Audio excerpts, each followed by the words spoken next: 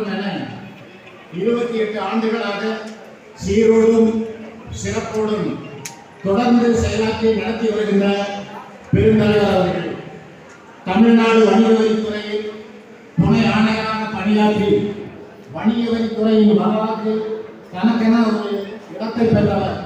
வணிக வரி நிபுணர் என போற்றப்படுகின்ற பெருந்தலையாளர் அவர்களை வாழ்த்துரை வழங்க அன்போடு அழைக்கின்றேன்.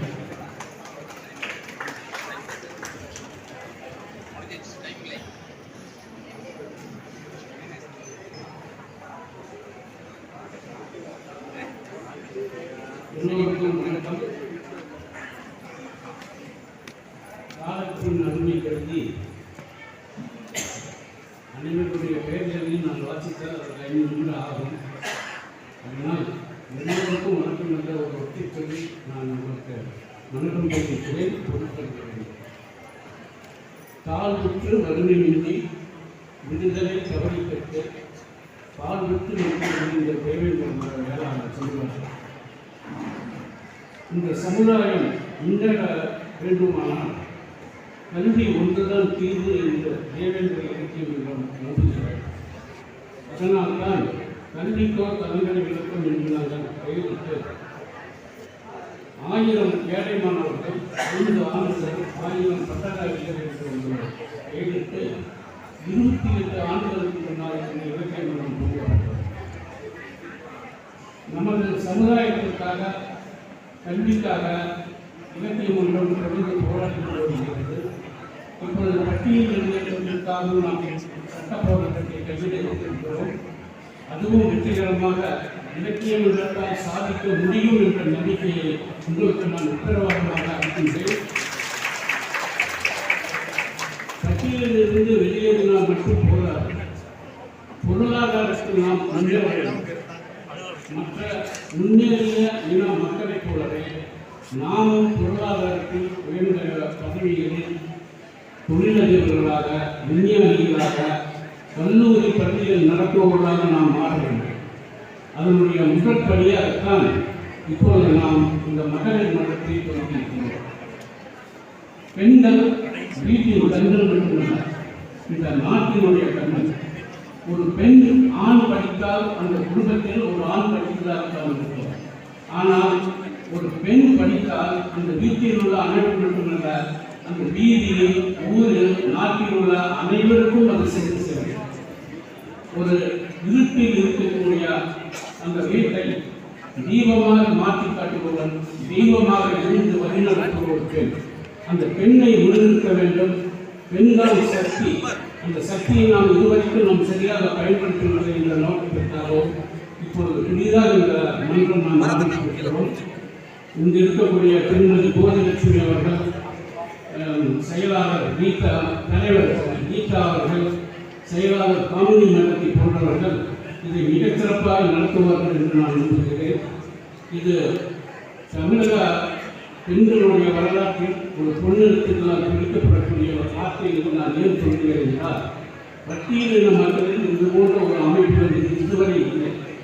அதுவும் கோவை இது போன்ற அமைப்பை நாம் உருவாக்கி ஏற்கனவே தொழிலில் முன்னேறிய நகரமாக இருக்கக்கூடிய இந்த நாட்டில் இருக்கிற கோவையிலே இவர்கள் தொழிலதிபர்களாக ஒவ்வொரு 2 ஆண்டுகளில் இதே மேடையில் அவர்கள் பரிசு வாங்கக்கூடிய நிலைக்கு வருவார்கள் என்று நான் நம்புகிறேன். நாங்கள் அவரோடு பேசிக் கொண்டிருந்த போது ஒரு 3 திட்டங்களை தருகிறோம்.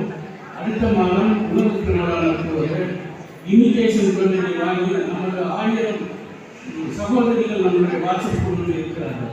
இதே ஒரு மிகப்பெரிய ஒரு நம்முடைய அசட்டு. அந்த அசட்டு அவங்களுக்காக நாம் என்னென்ன செய்யணுமோ அதை நாம் செய்யறதுக்காக இருக்கிறோம்.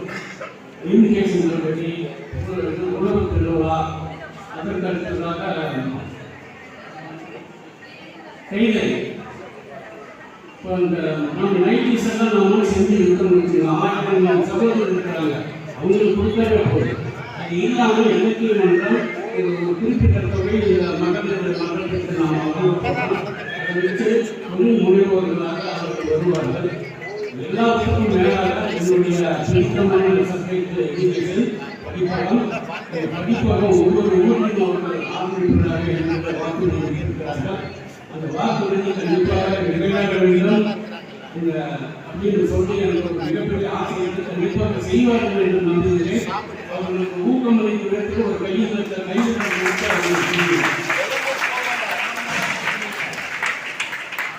அடுத்ததாக மாணவர்கள் பொறுத்தளவுல 10ஆம் வகுப்பு மாணவர்கள் உங்களிடத்தில் ஏதோ ஒரு சக்தி உண்டு. 80 மார்க்குக்கு மேலே இருக்கிறதா ஒரு சாதாரண காரியம், ஒரு ஸ்பார்க் இருக்கு. இந்த ஸ்பார்க்கை வச்சுட்டு நீங்கள் முன்னேறி போயிட்டே இருக்கணும். படி படி, பகலில் படி, இரவில் படி, எந்நேரமும் படி, படித்துக் கொண்டே இருக்க வேண்டும்.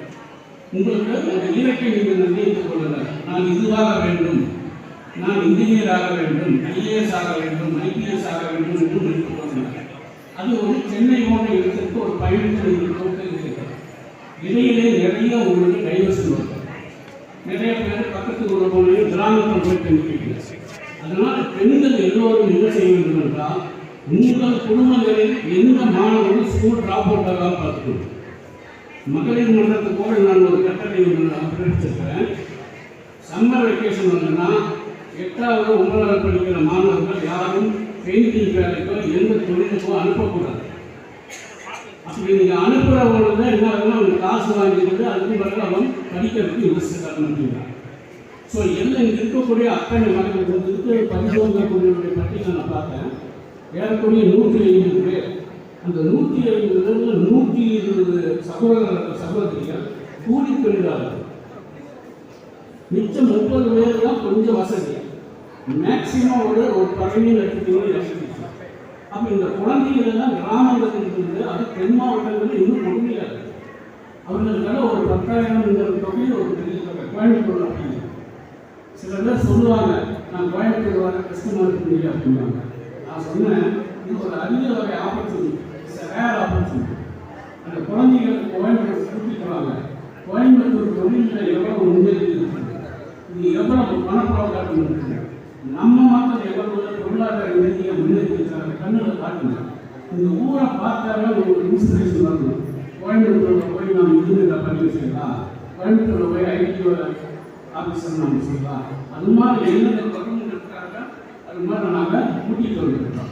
ஸோ அதனால் நீங்கள் என்ன பண்ணணும்னா, ஒவ்வொரு மாணவர்களும் தனக்கான இலக்கை எழுதி வேண்டும். என்னையாவது எழுதுவர், எண்ணியராக விரும்பா, நீ என்னவாக நினைக்கிறாயோ அதுவாக மாறுவார்.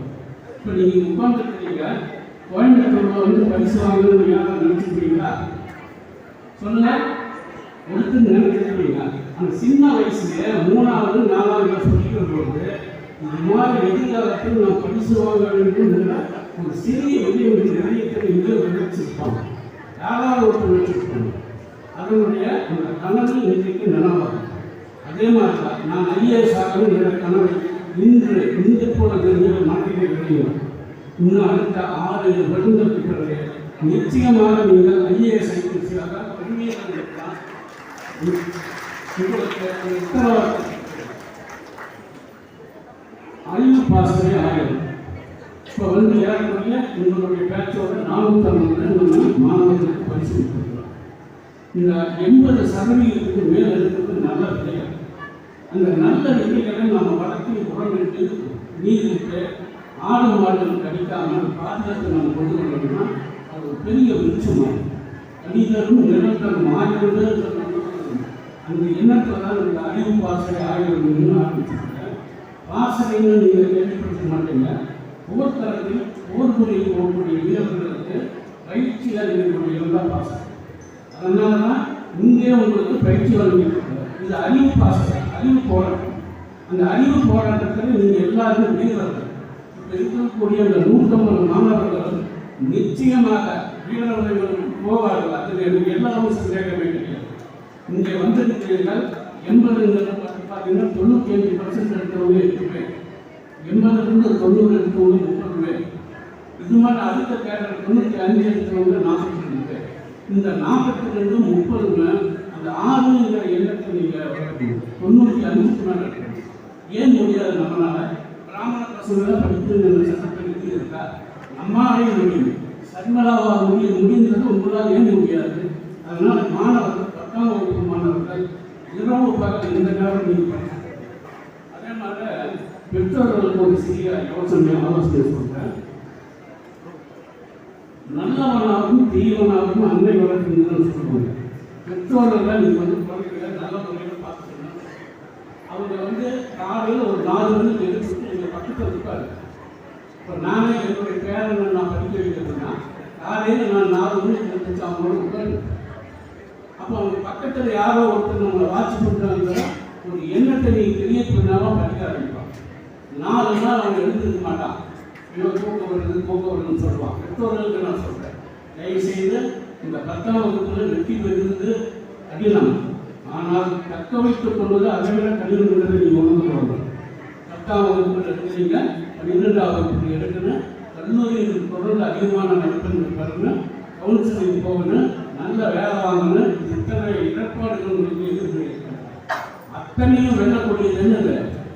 கடினமான உழைப்பு, ஹார்டு ஒர்க்குக்கு ஸ்மார்ட் ஒர்க்குக்கு நீங்கள் எப்படி தெரிஞ்சுக்கணும். எந்த நேரம் படிச்சுட்டே இருக்க வேண்டியதில்லை, சிறப்பையோடு படிக்கணும், இஷ்டப்பட்டு படிக்கணும், கஷ்டப்பட்டு படிக்கக்கூடாது. இது போல சில டிப்ஸ் எல்லாம் நம்ம இலக்கிய மன்றத்தினுடைய வாட்ஸ்அப் குரூப்பில் நம்ம தொடர்ந்து கொடுத்துட்டே வரலாம். அதை யாரும் நீங்கள் படிக்கிறதில்ல, தயவு செய்து அதை படியுங்க. இன்னொன்று, வாட்ஸ்அப் குழுக்களில் வந்து மாணவிகளுக்கு தனியாக மாணவர்களுக்கு தனியாக நம்ம ஆரம்பிச்சிருக்கிறோம். அதில் வந்து யார் அதில் பதிவு சொல்கிறாங்க பேசுகிறாங்கன்னா அவங்களுடைய பெற்றோர்கள். தயவுசெய்து பெண்களையும் மாணவர்களையும் நம்புங்க. ஏன்றாய்டு போனதில் நல்லது இருந்து கெட்டது சங்கடம் சொல்லுவாங்க. நல்லது எல்லாம் அவர்களுக்கு கற்றுக் கொடுங்க. அதில் வந்து ஆயிரம் பல்கலைக்கழகங்கள் இருக்கிறாங்க, நூற்றுக்கணக்கான ஆயிரக்கணக்கான ஆசிரியர்கள் இருக்கிறார்கள், நூற்றுக்கணக்கான நூலகங்கள் இருக்கிறார்கள். எந்த கேள்வியை கேட்டாலும் உடனே பதில் சொல்லக்கூடிய ஏஐ இருக்கிறது. இது எல்லாமே அந்த ஆண்ட்ராய்டு போனுக்கு செய்து வாங்கி கொடுங்க, அவர்கள் படிக்க வைங்க. அப்பொழுதுதான் அவர்கள் வந்து நல்ல முறையில் இன்னொன்று கடைசியாக சொல்லிக்கிறேன். எந்த இடத்தில் நீங்கள் ஒதுக்கி வைக்கப்பட்டீர்களோ, எந்த இடத்தில் நீங்கள் அவமானப்படுத்தப்பட்டீர்களோ, எந்த இடத்தில் நீங்கள் கேலி செய்யப்பட்டீர்களோ அந்த இடத்தில் நின்று பரிசு வாங்க வேண்டும். அந்த இடத்தில் நின்று மிகச்சிறந்த ஒரு மனிதனாக நான் ஒவ்வொருவருடைய வாழ்விலும் அவமானங்களும் கஷ்டங்களும் கண்டிப்பாக வந்திருக்கும். கேலி கிண்டல் இல்லாமல் இருக்க முடியாது. அதை வந்து நீங்கள் உடனாக பயன்படுத்திக் கொள்ளுங்கள். எதிர்காலத்தில் படிப்பு படிப்பு படிப்பு அது நிச்சயம் நான் 90 மார்க் எடுப்பேன், மாநிலத்தின் முதல்வனாக வருவேன் என்ற உறுதிமொழியை எல்லா மாணவர்களும் ஏற்றுக்கொண்டு எதிர்காலத்திலும் தொடர்ந்து இந்த 150 பேரும் அடுத்த வருடம் வந்து கொண்டே இருக்க வேண்டும் என்று கேட்டுக்கொள்கிறேன். வந்திருக்கும் அனைவருக்கும் நன்றியை மனமாற தெரிவித்துக் கொள்கிறேன். நன்றி. அனைவருடைய நிறைவுரையாற்றிய நிறுவனர் ஐயா அவர்களுக்கு விழா குழுவின் சார்பில் நெஞ்சார்ந்த நன்றி கலந்த வணக்கத்தை உரித்தாக்குகிறோம்.